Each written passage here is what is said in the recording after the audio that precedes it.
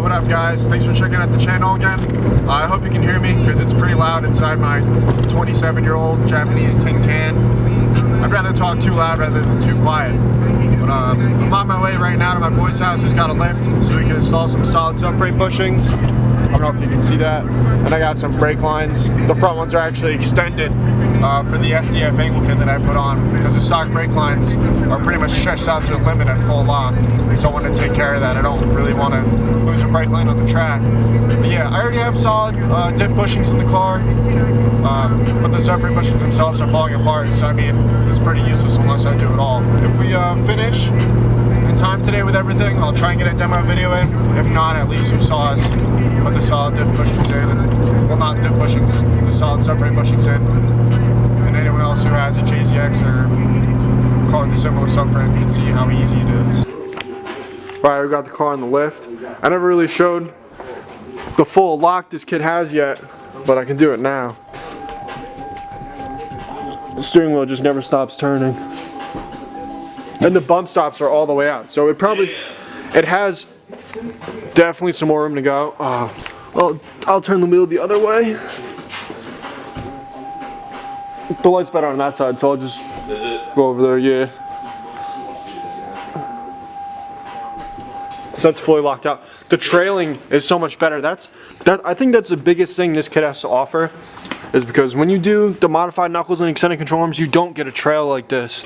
Usually you'll have the lead tire, you know, locked all the way out, and the trail one just kind of drags. This one ain't dragging.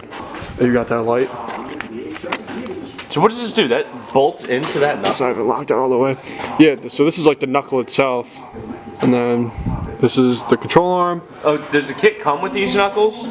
Yeah, it's all, everything. Okay, so that's not a stock knuckle. Oh, this is a spindle. That's a spindle, yeah, this ain't stock. Okay. And it's a roll center adapter all built into one, and then it's all Heim joints. And yeah, you can see the upper is Heim joint too. I haven't had any problems with the ones on my car. Oh, you have the same setup, right? Close to the same? Oh yeah, this is the Supra I was talking about. This thing is disgusting. See, this is what 14 Gs looks like.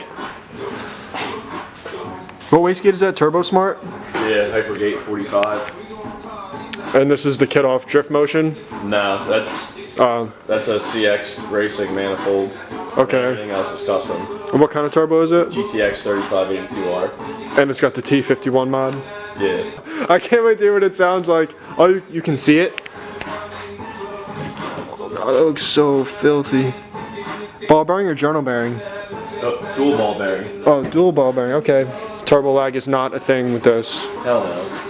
No this should have full boost by like 3,000. Running than it. Cams. Yeah, oh, what cams is it? BC 264s. Yeah, this car was done right. It's closer to running than it looks though.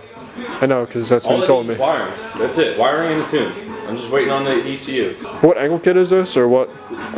Agile Performance in New Zealand. Makes the lower control arms, the angle kit. It's not nearly as much as yours, dude. That's still dope though. Oh, that's pretty good though. That's better than what I had before, I think. For an A70? Yeah. These don't turn for shit. It's a simple setup. It just relocates. It's almost like a modded knuckle with lowers, extended lowers, and a spacer. Oh, I feel like the lighting is so bad. Oh well. Doing regular shit on cars. See, I wasn't kidding about that parking lot, how terrible it is. I made like 3 passes and these tires are done. Those are new? Brand new. They were brand new a few days ago. What kind of tires are those? ATR Sport 2s. Tires off. Yeah. I'm never going there again. I just did it because I needed a lot to test it out same day. Who's that? What I'm thinking is just drop these, leave them connected to the spindle, drop this, and then same on that side. You leave these hooked up. You leave them hooked up. You drop the whole thing with the wheels. You just pull the wheels off, disconnect the 2 coilovers. Oh yeah. Unhook the brake calipers and drop the whole fucking thing. Yeah. I have to fix my rear alignment anyway because I'm almost positive when the car squats now that it's towing out. I can feel it kind of gripping up. Yeah. And last time I had my car line, I told them to do 0 toe in the rear, so I kind of messed up. It has to be a certain amount of toe in because when this car squats, the anatomy makes it toe out.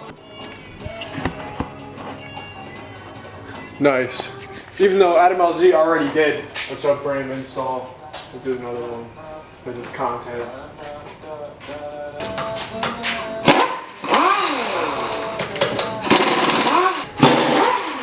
Yeah, you have to get these rotors from Japan, right? Yeah, there's nothing else will work. There's something else that will work, but if you get that rotor, your e-brake won't work anymore. All right, well at least we're gonna capture a drop in the subframe. Yeah.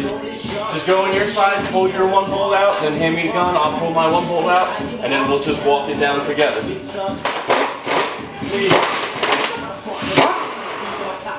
Bro, there's so much dirt.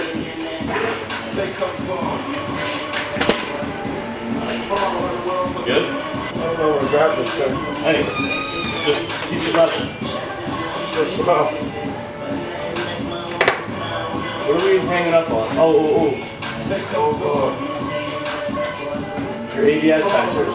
You don't have ABS, right? Nah. Okay. Can you dunk them? Yeah, that's what. Fuck. Yeah, just keep this on. Alright. I literally took the front ones out the other day. They were in the way.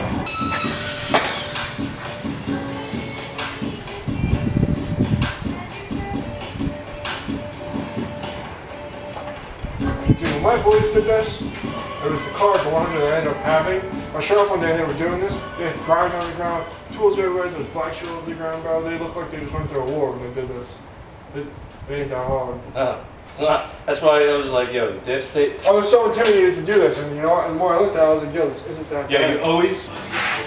So all we did was drop these right here, and then those ones in front, and that's really the only thing that's holding the subframe to the car. I mean, yeah, we took the brake calipers off and the e-brake cable off, but it's fairly simple. I mean, I guess the hardest part is going to be getting the bushings out, but we'll see if that's even hard. I mean, really shouldn't be. They're falling out as it is. Got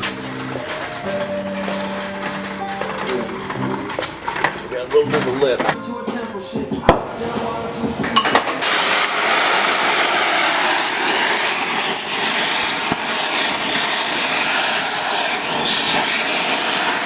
Oh, I just breathed that in.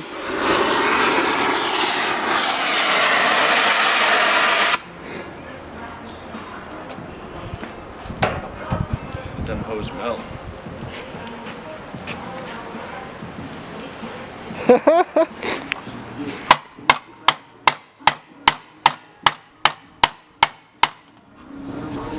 might have to light them on fire again.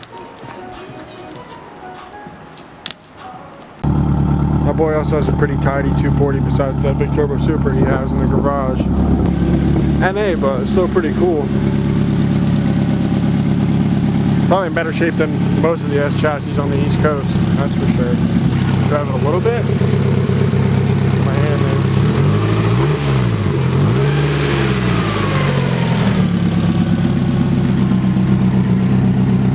in. Not bad. Oh yeah, and the 09 bushings. I didn't even get this on video. All the machining marks are real cool. They laser engraved everything. A little better, yeah. I already pulled these guys off. This is probably the easiest one to do once you get the bolt off.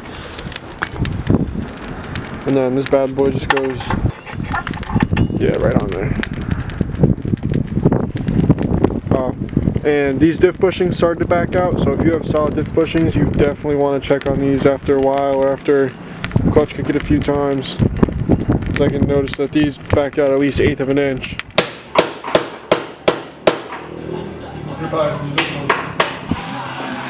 So definitely suggest freezing these ones before you put them in, and they still need to get tapped in pretty good. Brass is key.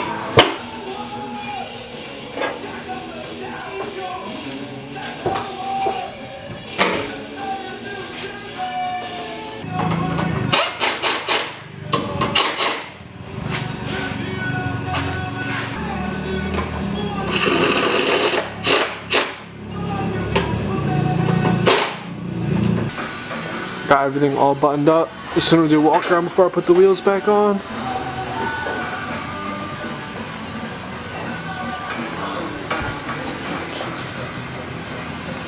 One-piece drive shaft. I wish you guys could see the angle kit, but lighting is just so bad. I think from now on I'm gonna start bringing like a wireless LED bar so I can get some good lighting. Yep. I want to take it for a spin real quick. Yeah. Oh man, it's so loud.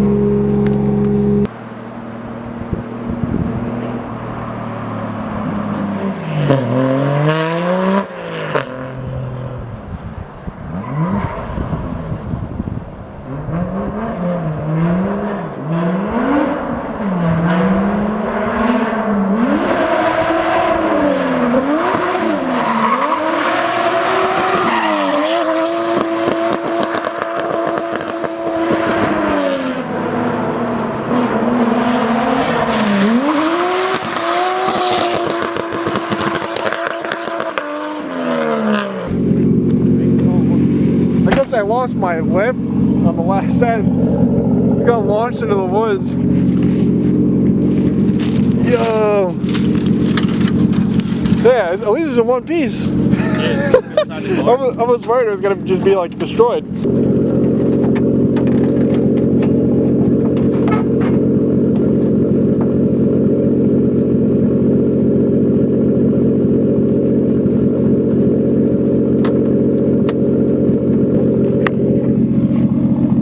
Yeah, I'm probably not going to drift anymore because the tires are totally done. This road is the same thing that I drifted on in the last video. Man, I have to find some better spots. Alright, so unfortunately, the camera died before I can film the rest of the video.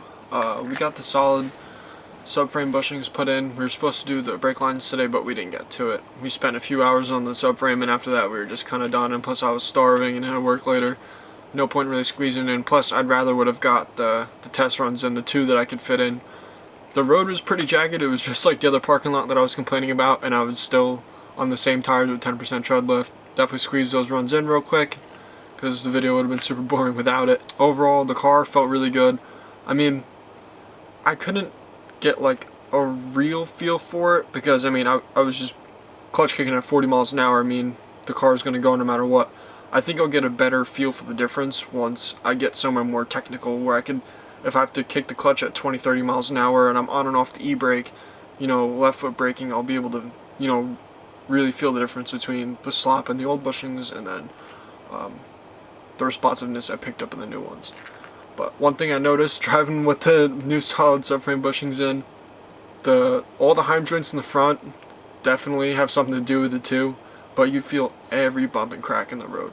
It's bittersweet. The car is not a daily anymore. I mean, some people don't care. I really don't mind it. I mean, thank God I have a daily. I don't have to drive that every day. But it's more of a weapon rather than a daily. But yeah, as always, I can't thank you guys enough for checking out our channel. I'm beyond stoked, like beyond psyched to be able to share the dope stuff that we do now that I have the opportunity. Doing our best to come up with new content weekly. So definitely like, comment, subscribe. It means the most. I really appreciate it.